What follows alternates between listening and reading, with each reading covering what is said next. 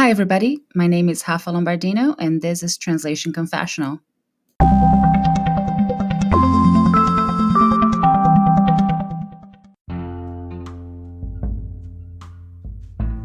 How I learned English.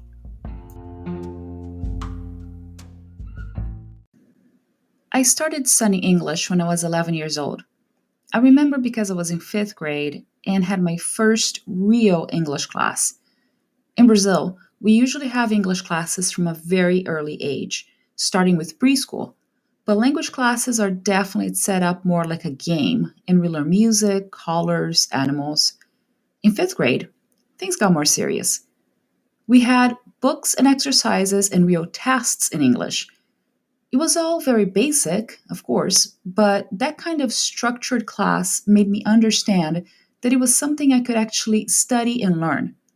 When I went back home after my first class, I begged my parents, asking them if they could sign me up for extra classes in an after-school program. I used to go to English school twice a week, which is 2 45-minute classes a week. That was not enough for me, though. So I remember buying some of those magazines that came with song lyrics, and I tried to translate them into Portuguese with my very limited knowledge and my parents' old dictionary from the late 60s. If I focus hard enough and close my eyes, I can still smell those musty, yellowed pages to this day. My dad realized how serious I was about this whole learning English thing, so he decided to pay some extra money whenever he got his newspaper on Sundays to put together a whole collection of books and cassette tapes that made up a complete English course. Funny thing though, those tapes were in British English, so it seems I had a British accent back in the day. I can't fake an accent to save my life now, and I wasn't even aware of my accent then, but I do remember my then boyfriend making comments about it almost 20 years ago. He must have liked that accent because he became my husband, but after I moved to his hometown here in California, I actually lost my British accent. But I'm glad I did not become a Valley girl. I completed my English course in 1997, graduated from high school, and started looking for my first job.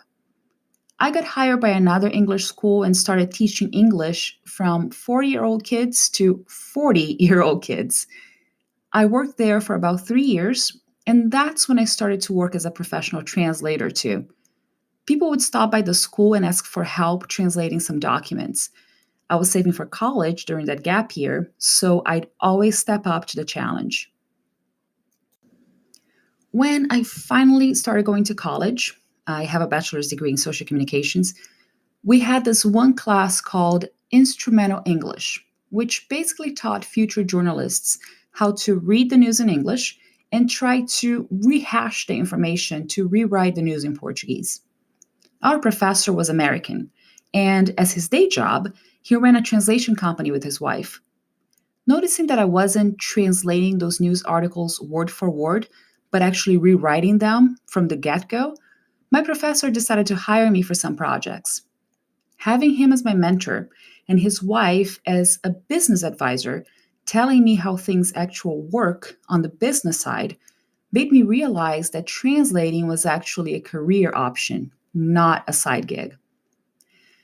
Fast forward more than 2 decades, and here I am, working solely as a translator and teaching translation classes and webinars to fellow translators. And it all started back in the early 1990s when I realized I could actually learn English.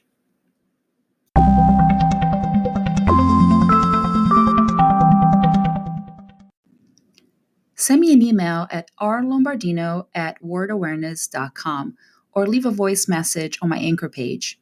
If I get enough feedback and voice messages, I can go back to the subject and post a special podcast episode with everyone's opinion on this very same theme.